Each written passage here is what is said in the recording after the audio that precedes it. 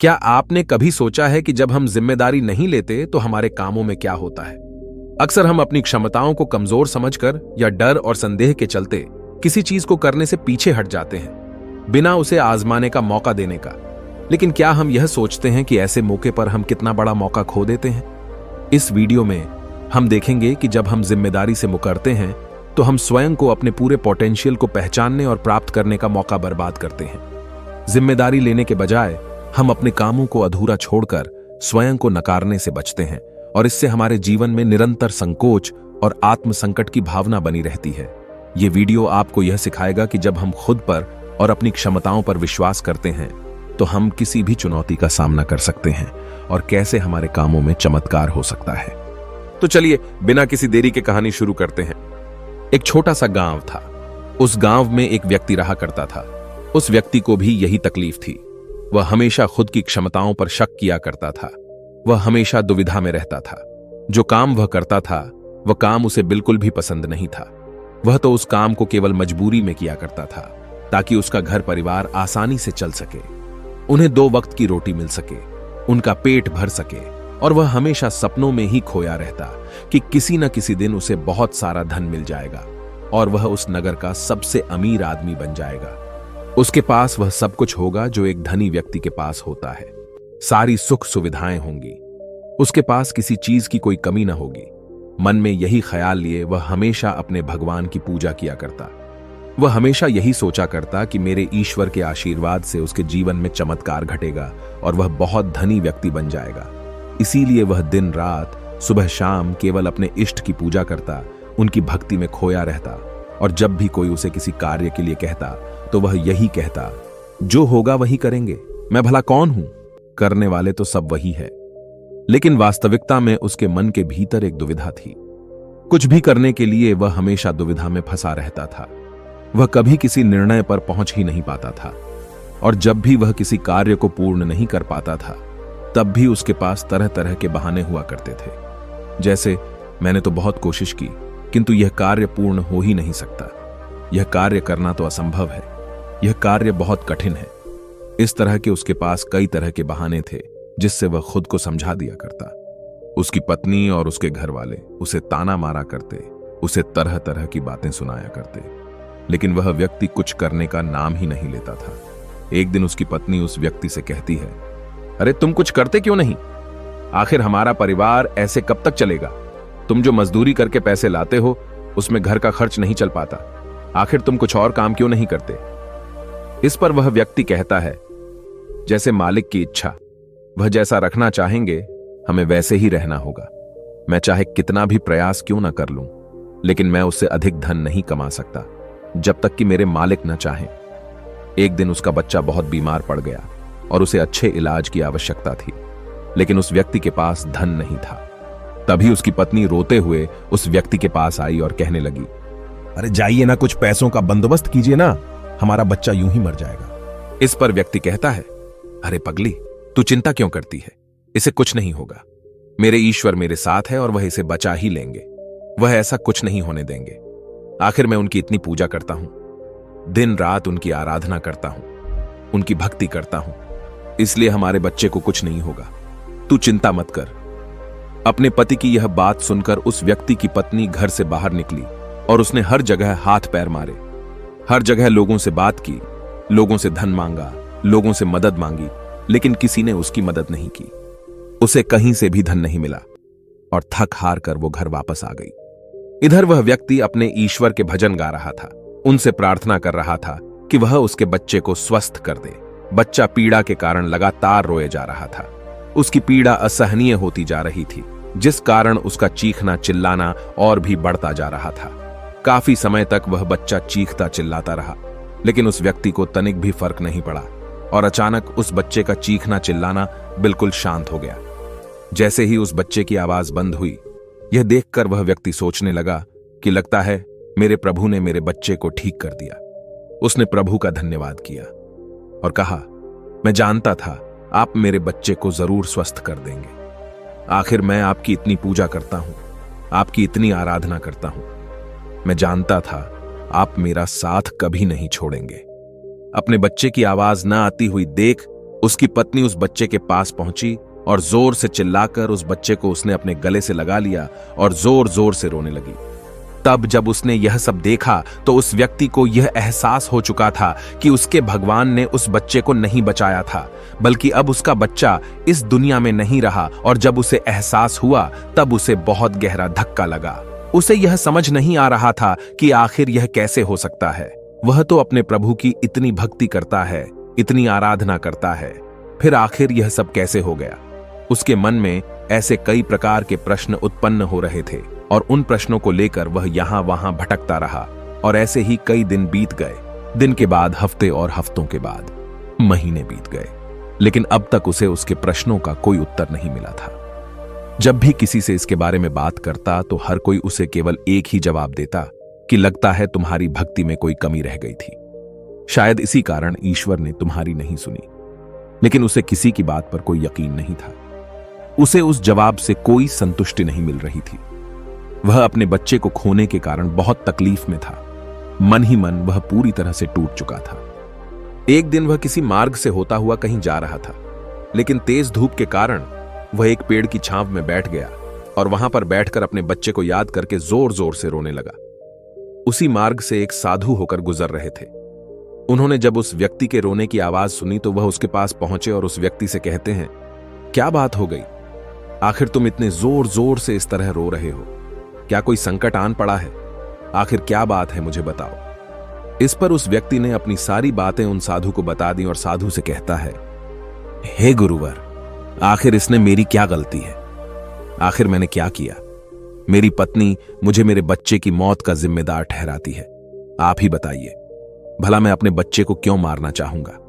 मैं तो बस ईश्वर से उसकी सलामती के लिए दुआ मांग रहा था। तो क्या मैंने गलत किया है? तभी उन गुरुवर ने उस व्यक्ति से कहा, यदि तुम्हारे बच्चे को इलाज मिल जाता तो क्या वह ठीक हो जाता? इस पर वह व्यक्ति कहता है, हां, अवश्य ठीक हो जाता। तभी वह साधु उस व्यक्ति से कहते हैं, तो आखिर तुमने इलाज क्यों नहीं करवाया? इस पर व्यक्ति कहता है, गुरुवर, मेरे पास इतना धन नहीं था कि मैं उसका इलाज करवा सकूं। तभी गुरुवर उस व्यक्ति से कहते हैं, तुम्हारे पास धन क्यों नहीं था?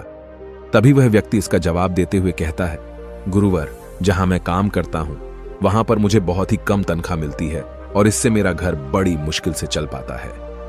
ऐसे में मैं भला अधिक धन कहां से जोड़ सकता हूं? तभी वह व्यक्ति से कहते हैं, यदि तुम्हारी बच्चे की मृत्यु धन न होने के कारण हुई है तो तुम ईश्वर को क्यों दोष दे रहे हो? उसने तो नहीं कहा था कि तुम अधिक धन मत कमाओ। उसने तो तुमसे नहीं कहा था कि तुम वहीं पर काम करते रहो जहां पर तुम्हें कम तनख्वाह मिलती है। ईश्वर ने तो तुमसे नहीं कहा था कि तुम मेरे भरोसे बैठो। यह सुन वह व्यक्ति थोड़ा सा अचरज में पड़ गया। उसने उन साधु से कहा, गुरुवर, तो क्या हमें ईश्वर की मदद नहीं मांगनी चाहिए? क्या हमें उनकी पूजा आराधना नहीं करनी चाहिए? तभी वह व्यक्ति से कहते हैं, तुम्हारा ईश्वर कोई और नहीं बल्कि तुम्हारे भीतर है। वह तुम्हारी आंखों से देखते हैं, तुम्हारे ही हाथों से कार्य करते हैं, तुम्हारे ही पैरों से चलते हैं, और जब तुम्हें कुछ करने के लिए तैयार न हो तो वह तुम्हारी मदद कैसे कर सकते हैं? तुमने ही अपने ईश्वर को हाथ पर हाथ धरे रखने के लिए मजबूर कर दिया है। तभी वह व्यक्ति उनसे कहता है, ठीक है, आपकी बातें बड़ी कड़वी लग रही हैं, लेकिन जो कुछ भी आप कह रहे हैं वह सब सत्य है। कहीं ना कहीं मैं अंदर से जानता था कि मैं ही अपने बच्चे की मौत का जिम्मेदार हूं। यदि मैंने थोड़ा और धन जुटा लिया होता, यदि मैंने थोड़ी सी मेहनत की होती, लोगों से मदद मांगी होती, तो अवश्य ही आज मेरा बच्चा जिंदा होता, मेरे साथ होता। इतना कहकर व्यक्ति जोर जोर से रोने लगा। कुछ देर रोने के बाद फिर से शांत होकर गुरु से कहता है, गुरुवर, जब भी मैं कोई कार्य करने जाता हूं तो मेरे पास इतने साधन नहीं होते थे, न ही धन होता था, न ही किसी का सहयोग मिलता था। और जब भी मैं कोई कार्य करने जाता तो मेरे मन में एक शंका होती, एक संकोच होता कि क्या मैं इस कार्य को कर सकूंगा या नहीं। तभी वह साधु उस व्यक्ति को एक पेड़ की तरफ इशारा करके कहते हैं, क्या तुम पेड़ पर चढ़ना जानते हो?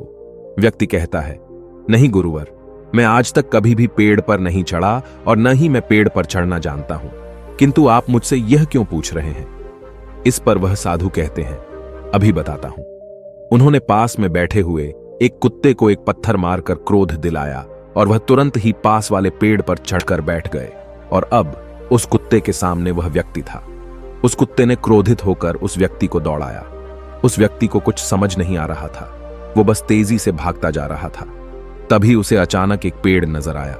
वह व्यक्ति उस पर जाकर तुरंत चढ़ बैठा। कुछ देर बाद जब कुत्ता वहां से शांत होकर चला गया, तब साधु उस व्यक्ति के पास आए और उस व्यक्ति से कहते हैं, क्या हुआ? तुम तो कह रहे थे कि तुम्हें पेड़ पर चढ़ना नहीं आता, फिर तुम इस पेड़ पर कैसे चढ़ गए? इस पर व्यक्ति कहता है, गुरुवर न जाने क्यों, लेकिन अचानक ही मैं इस पेड़ पर चढ़ बैठा। मैं नहीं जानता ये मैंने कैसे किया, लेकिन मुझे अपनी जान बचाने के लिए यह करना ही पड़ा।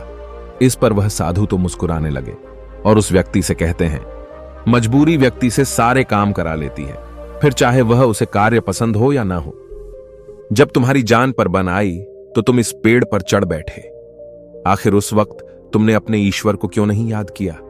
तुम्हें उन्हें अपनी मदद के लिए क्यों नहीं बुलाया? तुम चाहते तो वहीं पर बैठकर अपने ईश्वर को याद कर सकते थे, उन्हें अपनी रक्षा के लिए बुला सकते थे, लेकिन तुमने ऐसा नहीं किया। तुम अपनी जान बचाने के लिए उस पेड़ पर बड़ी सरलता से चढ़ गए, क्योंकि बात तुम्हारी जान की थी। लेकिन जब तुम्हारे बच्चे की जान दांव पर लगी थी, तब तुम ईश्वर से आराधना कर रहे थे, उनसे प्रार्थना कर रहे थे कि वह तुम्हारे बच्चे की जान बचा लें। तुम अपने जिम्मेदारी से भाग रहे थे, पर अगर तुम उस जिम्मेदारी को निभाते तो आज हालत कुछ और होती। उन साधु की ऐसी कड़वी बातें सुनकर व्यक्ति मन ही मन और दुखी हो गया। वह जोर जोर से फूट फूट कर रोने लगा और कहता है, गुरुवर, आप सत्य कहते हैं, मैं ही अपने बच्चे की मौत का जिम्मेदार हूं। मुझे ऐसा नहीं करना चाहिए था, मुझे और अधिक धन जोड़ना चाहिए था। यदि मैंने ऐसा कर लिया होता तो मैं आज अपने बच्चे को बचा पाता, लेकिन अब क्या करूं? मुझे कुछ समझ नहीं आ रहा। इस पर साधु उस व्यक्ति से कहते हैं, जो हो गया उसे मिटाया नहीं जा सकता, किंतु जो होने वाला है उसे बनाया अवश्य जा सकता है। इसलिए अपने बहानों से ऊपर उठो, अपने संकोच को मन से मिटा दो, और किसी भी कार्य को शुरू करने से पहले तुम्हारे मन में दुविधा उत्पन्न होती है, उसे पूरी तरह से समाप्त कर दो। फिर देखना, तुम जैसा चाहोगे वैसा ही होगा। तुम जो हासिल करना चाहोगे तुम उसे हासिल कर पाओगे।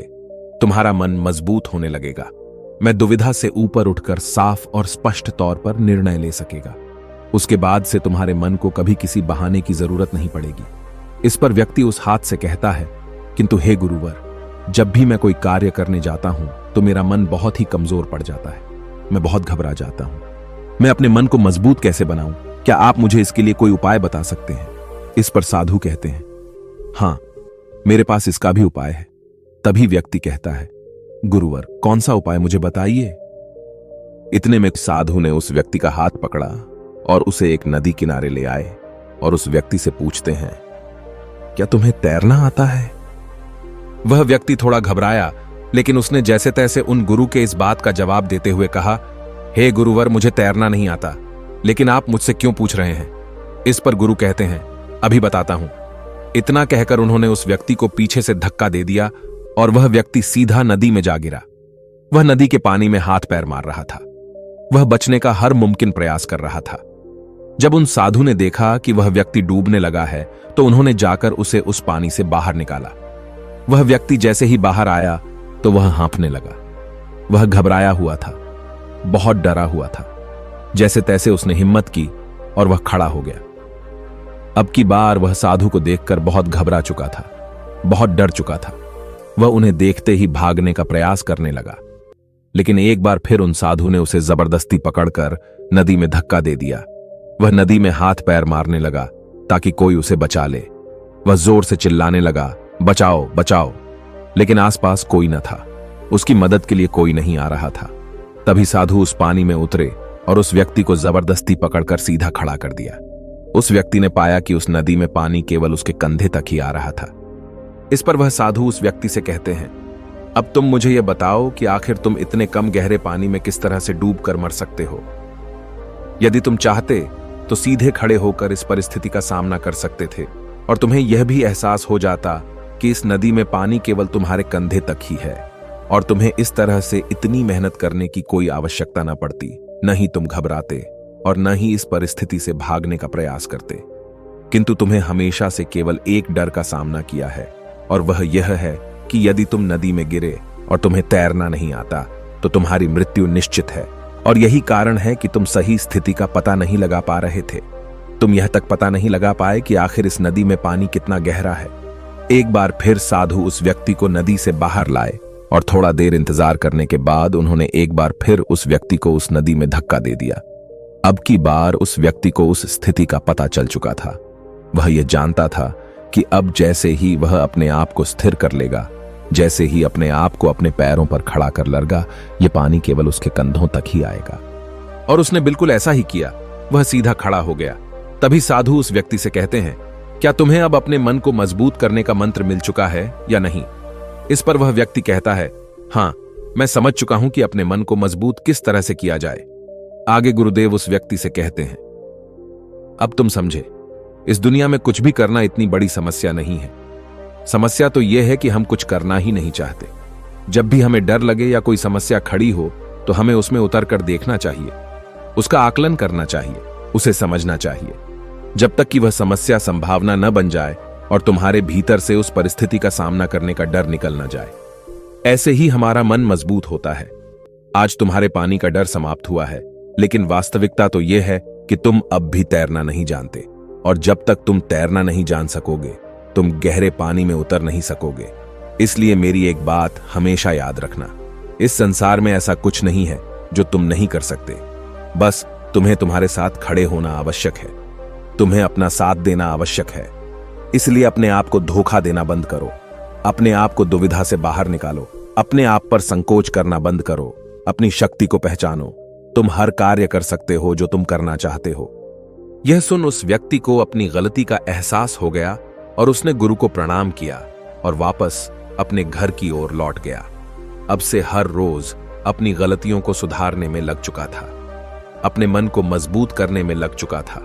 जब भी उसके सामने कोई परिस्थितियां थी, इसका सामना करने में उसका मन घबराता, उसका मन डरता, तो वह उस परिस्थिति के सामने खड़ा हो जाता और उनका डट के सामने करता, अपनी जिम्मेदारियां निभाता, क्योंकि यही करते हैं जिम्मेदार लोग, डट के खड़े होते हैं। उसने अपने मन के संकोच को, अपनी दुविधाओं का त्याग कर दिया था और उसने अपना हाथ थाम लिया था। जिस भी कार्य में उसे डर लगता वह उस कार्य को जरूर करता है, जिससे उसका मन और भी अधिक मजबूत हो जाता। अब ना ही उसके मन में कोई संकोच होता था, न ही वह किसी से किसी प्रकार के डर की बातें करता। हर परिस्थिति का सामना करने के लिए पूरी तरह से तैयार रहता और इसी प्रकार उसके मन का सारा डर खत्म हो चुका था और वह अपने जीवन में आगे बढ़ने के लिए पूरी तरह से तैयार था। अब वह जो कुछ भी चाहता था वह उसे हासिल करने में पूरी तरह से सक्षम था। दोस्तों, उम्मीद है कि आपने आज के इस वीडियो से जरूर कुछ न कुछ सीखा होगा। तो इस वीडियो को अपने दोस्तों के साथ शेयर करना ना भूलें। और अगर आप ऐसी ही गौतम बुद्ध की कहानियों को लिखित रूप में पसंद करते हैं तो बोधि इंस्पायर्ड की मेंबरशिप ज्वाइन करिए। हम ऐसी ही कहानियां अपने मेंबर्स रिटन फॉर्मेट में हमारे मेंबर्स को देते हैं। हमें ऐसे ही सपोर्ट करने के लिए चैनल को सब्सक्राइब जरूर करिए। तो चलिए मिलते ऐसे ही एक और नई वीडियो में। तब तक के लिए अपना ख्याल रखें।